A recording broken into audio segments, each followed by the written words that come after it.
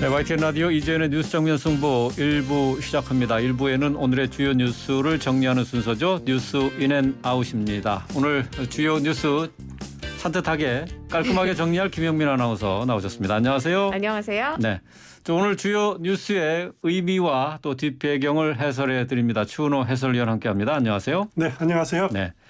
자, 국민의힘이 오는 5일에 상임 전국위원회를 열겠다고 했고요. 또 9일에는 전국위원회를 열고 이제 비대위 전환을 위해서 당원 당규 개정 작업에 들어가는 거죠? 그렇습니다. 이와 관련해서 전국의 의장이죠. 서병수 의원이 오늘 관련 브리핑을 열었는데요. 5일 상임 전국위에서 현재 상황을 비상 상황으로 규정할 수 있는지에 대한 유권 해석을 거치고 비대위로 결론이 나면 이제 당헌 96조의 비대위원장 임명 권한을 당대표 또는 당대표 권한대행에다가 이제 당대표 직무대행을 추가할 예정이고요. 이후에 9일 전국위에서 당헌 개정안이 의결이 되면 곧바로 비대위원장 임명까지 이루어질 걸로 보입니다. 서병수 의원은 이준석 대표의 복귀에 대해서는 이제 불가능하다고 봤는데요. 비대위가 만들어지는 즉시 전임 지도부는 해산되고 자동으로 이 대표도 해임된다라고 밝혔습니다. 이어서 비대위가 출범하면 다음에 열리는 게 전당대회라며 차기 지도부는 2년 임기를 가진 온전한 지도부가 될 것이다라고 덧붙였습니다.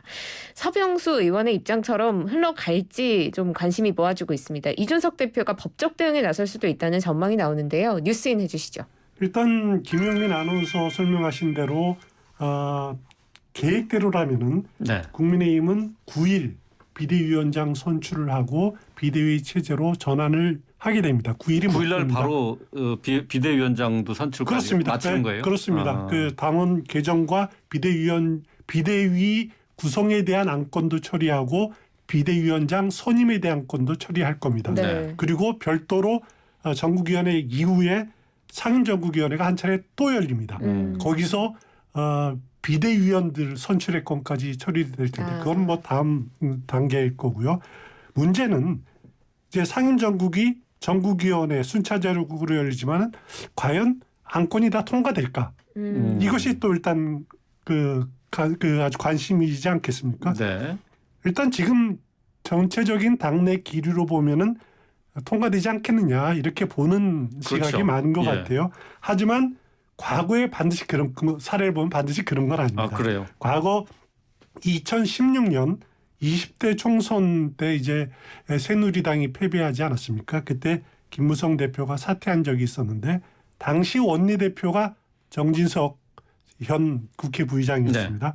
네. 정진석 원내대표를 중심으로 당 지도 체제를 비대위 체제로 전환을 하고 그리고 혁신위를 구성하려고 했습니다. 혁신위 위원장에 김용태 의원, 네. 지금 김용태 청년 최고위원이 아니라 삼선 비박계 김용태 당시 의원을 혁신위원장으로 하려고 이제 상임 전국위원회 열려고 했지만은 당시 당의 그 대부분을 차지했던 친박계가 회의 자체를 참석을 안 했습니다. 보이콧했습니다. 예. 그래서 두 회의가 무산된 경험이 있습니다. 당시는 물론 이제 박근혜 대통령 시절이었고 아무래도 새누리당에 그래도 친박계가 당 기조에서 많은 수를 차지하고 있기 때문에 네.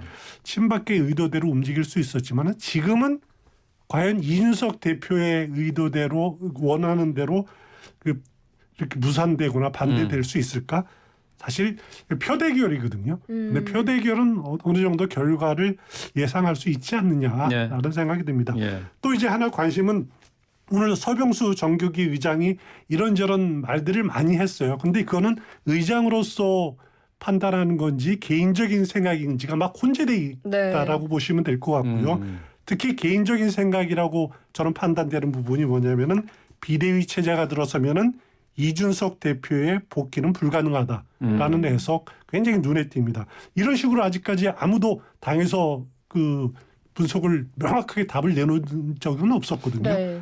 이제 서병수 의장의 해석은 당헌 96조 5항에 근거하고 있습니다. 뭐냐면 비대위가 설치되면은 최고위원회는 즉시 해산하고 비상대책위원장은 당 대표의 지위와 권한을 가진다 이런 조항이 있습니다. 네. 이것에 근거해서 말한 거고 그리고 전당대회에서 선출된 새 대표의 임기는 이준석 대표의 자녀 임기인 내년 6월이 아니라 전당대회로부터 2년 새로운 임기가 시작된다 이렇게 음.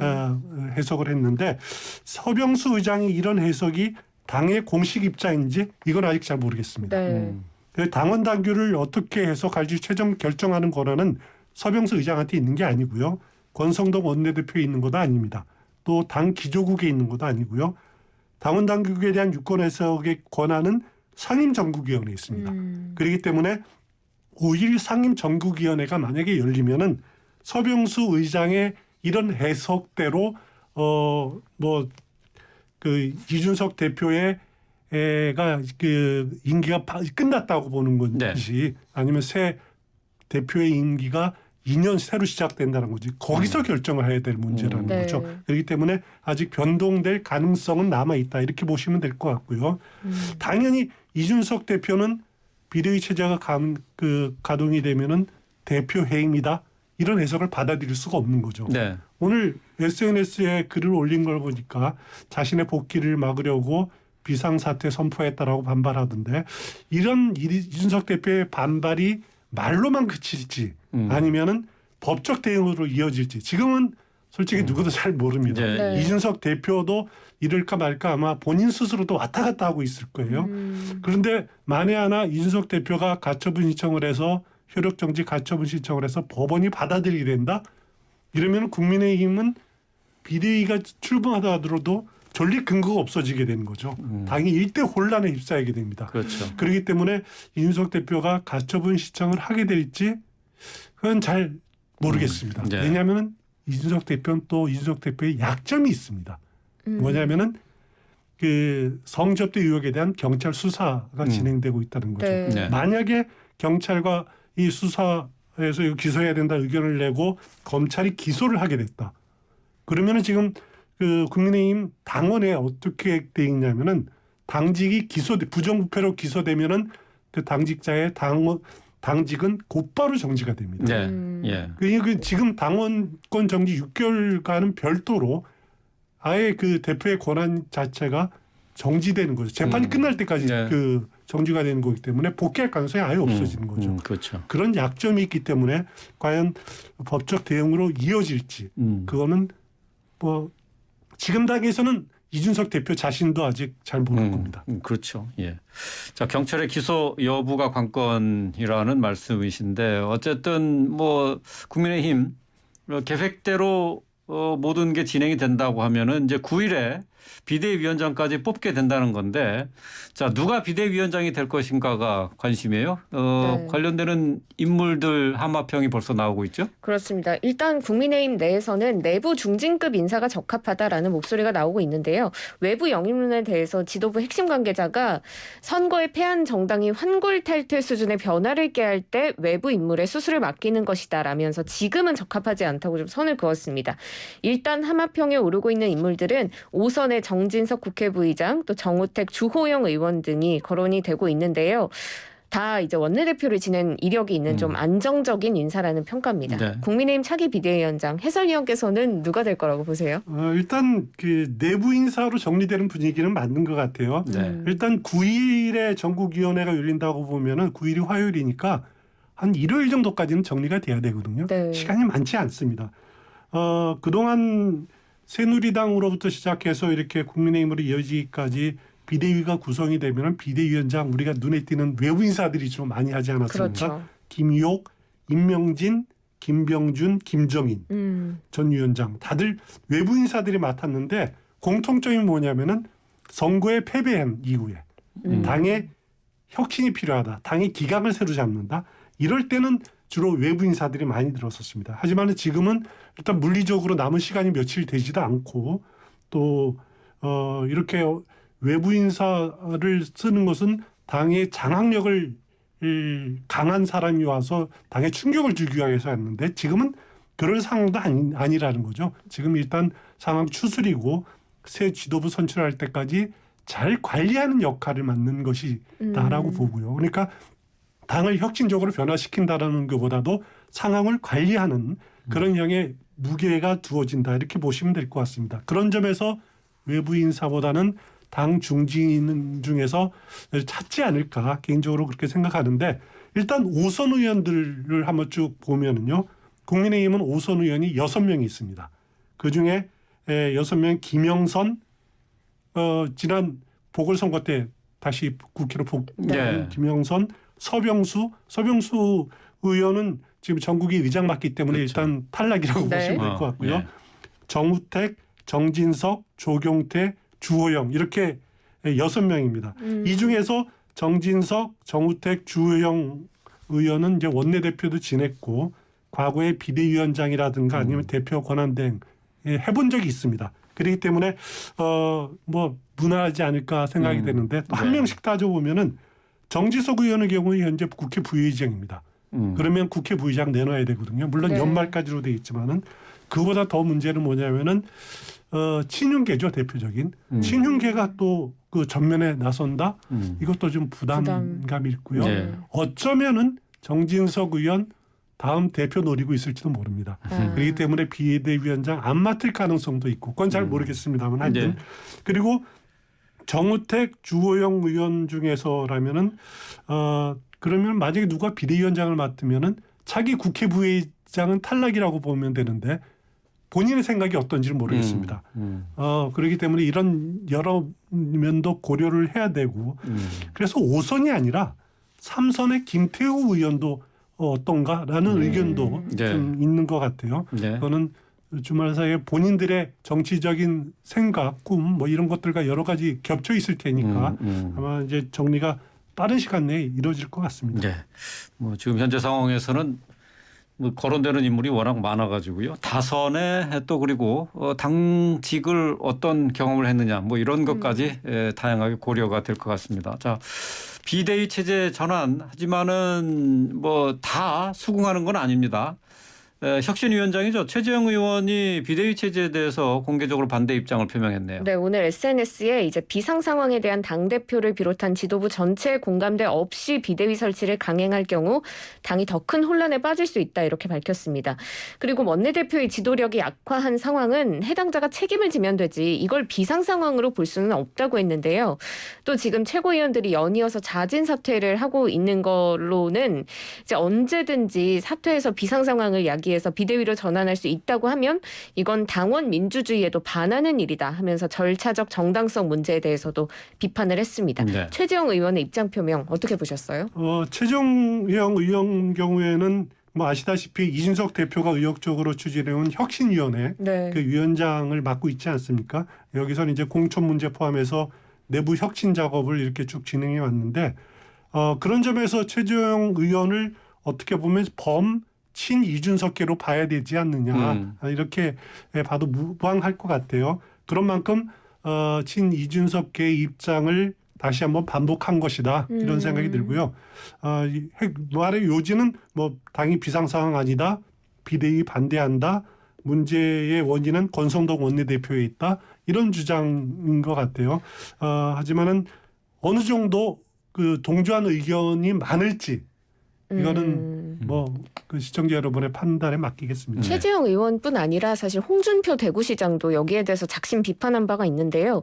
이미 만신창이가 돼서 당을 이끌어갈 동력을 상실한 지도부라면 지도부는 총사퇴하고 원내대표 다시 선출해서 새 원내대표에게 지도부 구성권을 일임해서 당대표 거취가 결정될 때까지 비대위를 꾸리는 게 이제 상식적인 해결책이 될 텐데 왜 자꾸 꼼수로 돌파하려고 하는지 참 안타깝다라면서 왜 그런 무리한 바보짓을 해서 당을 혼란으로 몰고 가는지 안타깝다 이렇게 밝혔습니다. 홍준표 대구시장 입장까지 함께 뉴스인 해주시죠. 예, 홍준표 시장 항상 그 중앙 정치에 대해서 아주 훈수를 잘 돋는 분입니다. 그리고 아주 이번 언급은 보면 아주 이상적인 그리고 원론적인 입장이라고 보시면 될 것 같고요. 핵심은 권선동 원내대표에게 있다라고 네. 하는 그런 주장인 것 같은데 네. 최재형 의원이든 그 홍준표 대구시장이든 두 분은 상임전국위원회 멤버는 아닙니다. 그래서 표를 행사할 권한은 없습니다. 하지만 전국위원회 멤버로 제가 알고 있습니다. 네. 그래서 거기서는 뭐 몇백 명 중에 한 표 네. 정도를 행사할 수 있을 것 같은데 어느 정도 당내의 영향력, 표심의 영향력을 줄지 그거는 저는 그다지 이렇게 썩 가능성이 높지는 않다고 봅니다. 네. 자, 국민의힘 자, 내용이 계속되고 있는데 저 전국위원회 개최를 앞두고 상황을 좀 정리를 해봤습니다. 이번에는 더불어민주당 쪽으로 가보죠. 요즘 하루에 하나 말실수를 한다는 이재명 더불어민주당 당대표 후보. 오늘 첫 기자회견을 열었습니다. 어떤 얘기가 나왔죠? 먼저 자신을 둘러싼 사법 리스크에 대해서 입장을 밝혔는데요. 자신을 향한 검찰, 경찰 수사에 대해서는 기소권과 수사권을 가진 검찰과 경찰이 그 권한을 가지고 정치에 개입하고 영향을 주고 특정 정치 세력의 이익을 위해서 복무하는 나라는 없다면서 심각한 국기문란이다 이렇게 밝혔습니다. 지금 8월 중순까지 수사를 끝내겠다라는 보도를 봤는데 대놓고 정치 개입을 하겠다는 것 아니냐라고 비판을 했는데요. 지금 당내 후보들이 사법 리스크다 이렇게 표현하는 것에 대해서도 국민의힘이 고발하고 국민의힘 고발에 따라 수사를 하는 걸 사법 리스크라고 표현하는 게 매우 유감스럽다. 그러면서 좀 서글프다 이런 입장을 밝혔습니다. 원래는 이제 언론에 이런 의혹들에 대해서 일절 입장을 내놓지 않았었는데요. 오늘 처음으로 좀 속내를 털어놨습니다. 오늘 입장 밝힌 배경이 뭐라고 보시는지 뉴스에 내주세요. 예, 이재명 후보 단순히 사법 리스크뿐만 아니라 하고 싶은 말들이 좀 많았던 것 같아요. 네. 그동안 의도적으로 언론을 피해왔습니다. 가급적 정치권이라든가 언론이 하는 질문에 묵묵부답이었죠. 네. 대표 출마 선언 전까지도 침묵으로 일관하지 않았습니까? 그리고 사법당국 수사 이러기에도 적극적으로 해명이나 이제 반론 펴지 않았는데, 하지만 대표 경선 본격화되면서는 언론에 침묵하면서 그렇지만 이제 지지층이라든가 당원들 향해서는 이런저런 말을 많이 쏟아냈습니다. 그 와중에 하루 한 건이라고 할 정도로 이렇게 논란이 되는 말들이 이어졌기 때문에 당 안팎에 또 거기에 비판도 이어졌고, 거기에 좀 해명하고 어떻게 보면은 잘못한 점은 인정하고 할 필요가 있었기 때문에 네. 오늘 이런 기자간담회 자리가 이뤄진 것 같습니다. 이재명 후보가 원래는 당내 경선에 임하면서 가급적 이재명 대세론에 힘입어서 조용하게 대세를 굳혀간다. 이런 전략이었을 네네. 겁니다. 그래서 기자간담회도 가급적 피하고 싶었고 노출도 피하고 싶었을 겁니다. 하지만 자신에 대한 당 안팎의 공격이 계속되니까 무시할 수만은 없다. 네. 그래서 어느 정도 해명할 것은 해명하고 또 인정할 것은 인정하는 것으로 전략을 바꿨다. 이렇게 보시면 될 것 같습니다. 네. 우상호 비대위원장이 오늘 어대명은 깨졌다라는 말을 했네요. 그렇습니다. 우상호 비대위원장이 이제 예비 경선 때도 1, 2위 후보가 박빙이었다는 것 아닌가라며 어대명은 깨졌다라고 했습니다. 강훈식 후보와 박용진 후보 단일화에 대해서는 안 될 것이다. 필요한지도 의문이다라고 했는데요. 단일화에 대해서 당대표를 하러 나왔으면 경쟁해야지 선거공학적으로도 단일화하는 것은 바람직하지 않다. 이렇게 전망을 했습니다.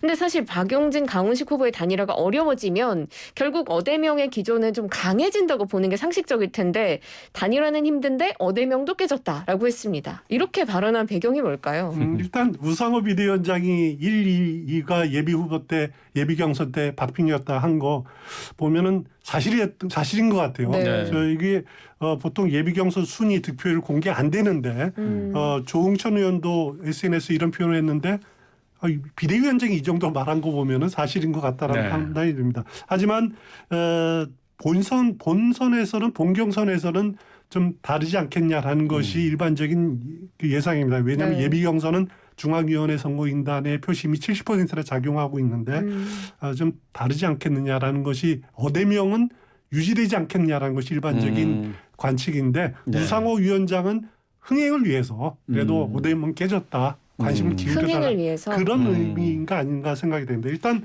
단일화가 안 될 거라는 거는 전에도 말씀드렸지만은 네.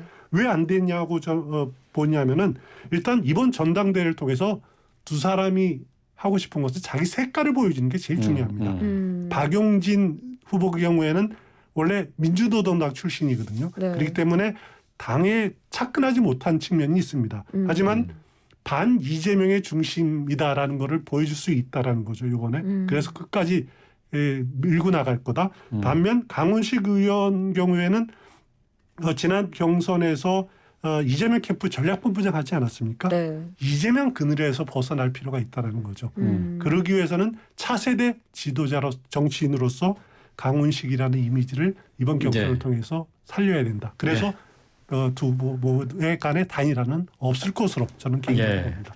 자, 예비 경선에서 어대명은 깨졌을지 모르지만 어쨌든 본 경선에는 어대명이다. 예, 알겠습니다. 뉴스 인앤아웃 여기서 줄이도록 하겠습니다. 김영민 아나운서, 추은호 해설위원과 함께했습니다. 고맙습니다. 고맙습니다. 고맙습니다.